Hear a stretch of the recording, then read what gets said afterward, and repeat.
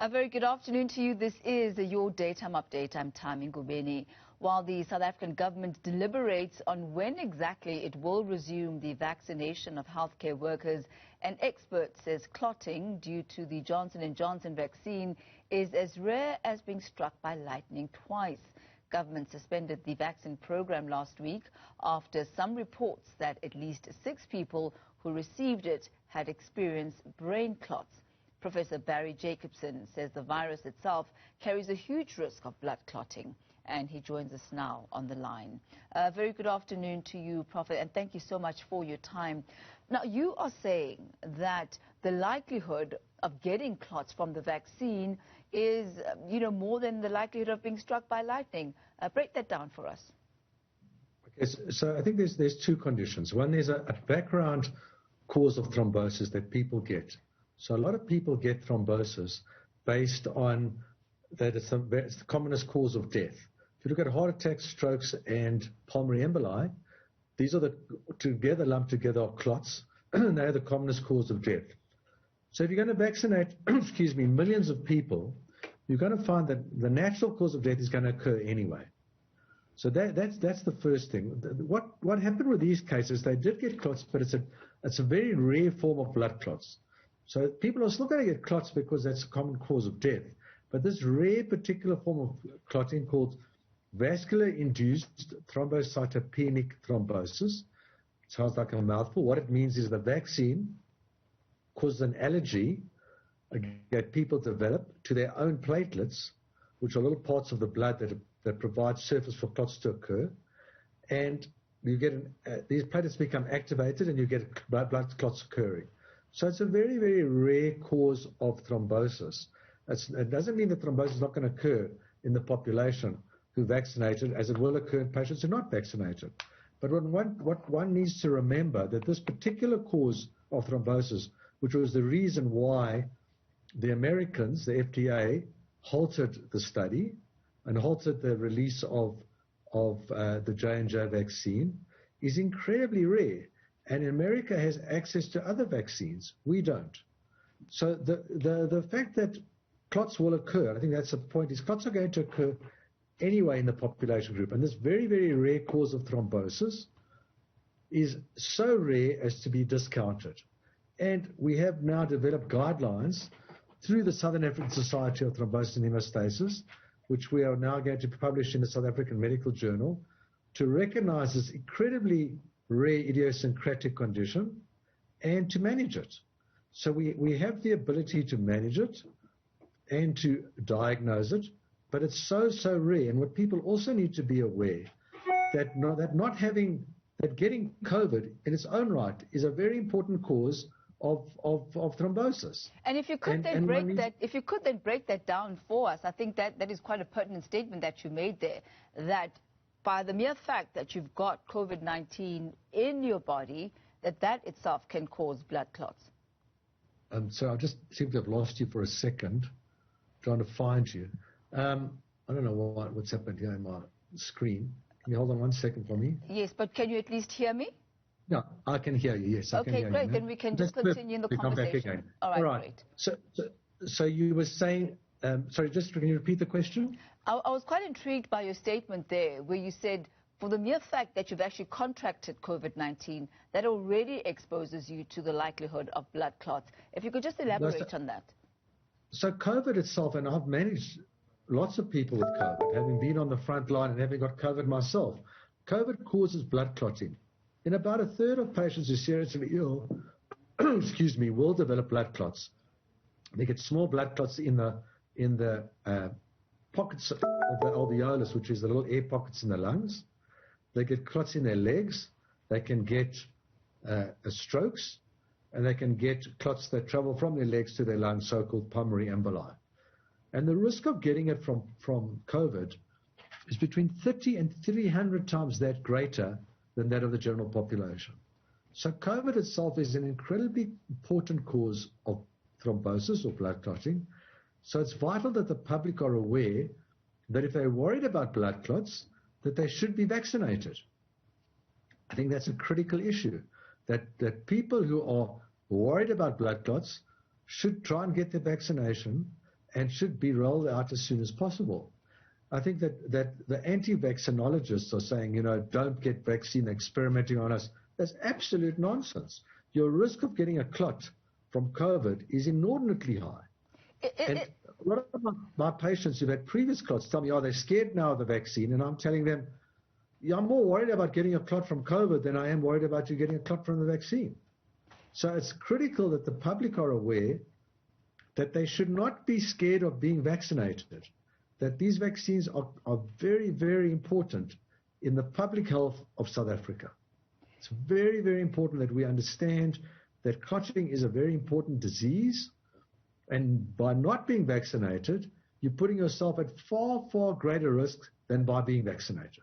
It sounds to me, Professor, that one is being caught between a rock and a hard place. There's a likelihood of you getting blood clots merely by contracting COVID-19. But there's also a likelihood of you getting blood clots because you take the vaccination against COVID-19. For those who are still... I don't agree with you. It's not a rock and a hard place. I don't agree with that statement. See, the risk of getting the clot from the vaccine is minuscule. You have a better chance of winning the lotto. You have a much greater chance of winning the lotto. So the risk of getting a blood clot from the vaccine is minuscule. The risk of getting a blood clot from getting COVID is huge. So the risk-benefit ratio, which we do that all the time in medicine, we balance benefit against risk. There's a risk of developing a severe allergy to aspirin and dying. We don't ban aspirin. The risk is so minuscule because the benefit of taking aspirin far outweighs the risk.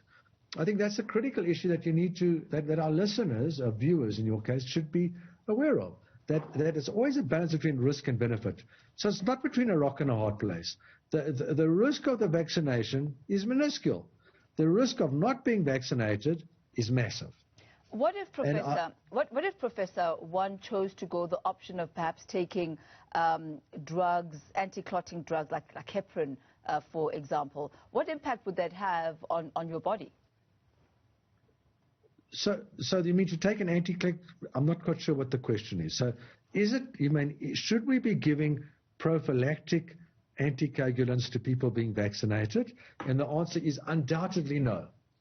The risk of bleeding from the anticoagulants would far outweigh the risk of getting a blood clot. So it's always a risk-benefit ratio. In isolated, very rare cases, we might recommend it. But for the majority of patients, which is by far the majority of people in this country, they should be reassured that having the vaccine is a safe and responsible thing to do, because not being vaccinated puts not only yourself at risk, but the people close around you and your loved ones at risk. So I think that's a critical issue that we need to address, that not being vaccinated is a bad idea, and being vaccinated is an extremely good idea. And the proof of the pudding is in the eating. So I've had a vaccination. All my staff have been I got sick from the vaccination, and I did have side effects, but trust me, they're far less impressive than having COVID, because I've had COVID as well. And what are the side effects that you personally experienced? I felt sick. I had a terrible headache, and I had chills, and I was coughing, and I felt terrible. I felt like I had COVID again. It lasted for like 2 days, and then it went away. And I took Bernarda. I was sick. I couldn't work for 2 days, but I got better, and I was back. Whereas having COVID, I nearly died from the COVID. And I think the other important point to remember is that the J&J vaccine seems to be effective in preventing our variant. So, and it's a single dose injection, and I'm very pro this injection. And I think that the vaccinologists, and I take my hat off to people like Glenda Gray and Ian Zonner that have put this together by getting the Sisonke trial up and running for our healthcare workers, is vital.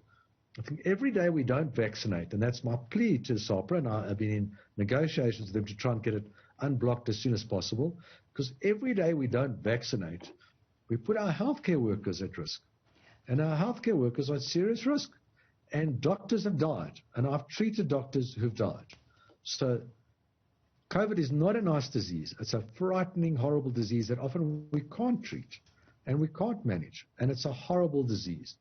And I urge your listeners and viewers to go out as soon as possible to register for those that are eligible and to be vaccinated as soon as the government rolls out the program for all the people. And for our healthcare workers, and we still have some crazy healthcare workers. I mean, one of our nurses, two of our nurses refused to be vaccinated because they said it's too dangerous.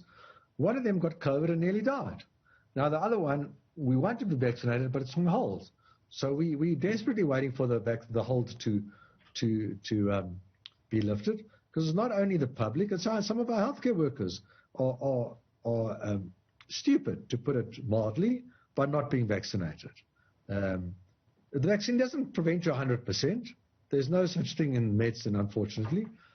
But any reduction in vaccine, in severity of disease or developing the disease is hugely important, massively important.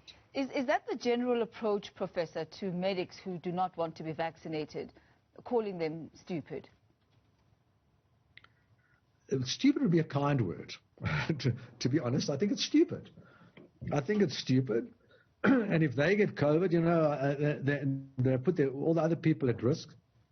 There can be no real reason why in South Africa, I believe, any health. It's like a healthcare worker that smokes. I feel that's stupid. You know, we can't ban smoking from all healthcare workers, but I think it's stupid.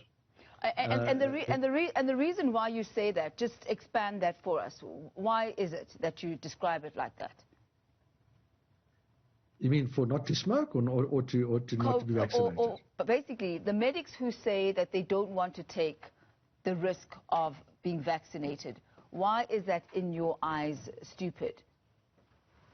Because they haven't really read either they haven't treated COVID, they haven't really seen patients in ICU that I've seen on ECMO, on artificial lungs, dying and their lungs fibrosing up, and they've been there for months on end. They haven't seen it. I haven't seen nurses dying. Or they got their head in the sand, or they just really don't really understand the science behind it. They don't understand the science behind it. And I think it is a crazy... You always find people that have got, you know, it's a freedom of speech and the lunatic fringe, but it really is a lunatic fringe. And we as healthcare practitioners have a duty, I believe, a civic and moral duty to help the public out there. This is going to affect millions of people, and hundreds of thousands of people are going to die from COVID in the third wave. And if we can do anything to alleviate the problem, we had people dying because they couldn't get oxygen. I mean, the nightmare, I don't think people really realize what it's like to work when the wave is on. How terrifying it is as a healthcare worker to be putting yourself at risk every day and to be unable to help people. You know, it's terrifying, not only for yourself, because you put your families at risk. And I think we'll have to leave it at that for this afternoon, Professor. Time not on our side. But thank you very much for your insight as well. That is Professor Barry Jacobson. He is the president of the SA Society of Thrombosis and Hemostasis. And he, along with a group of other South African medics, have been lobbying SAHPRA to basically release the hold on the vaccine distribution program.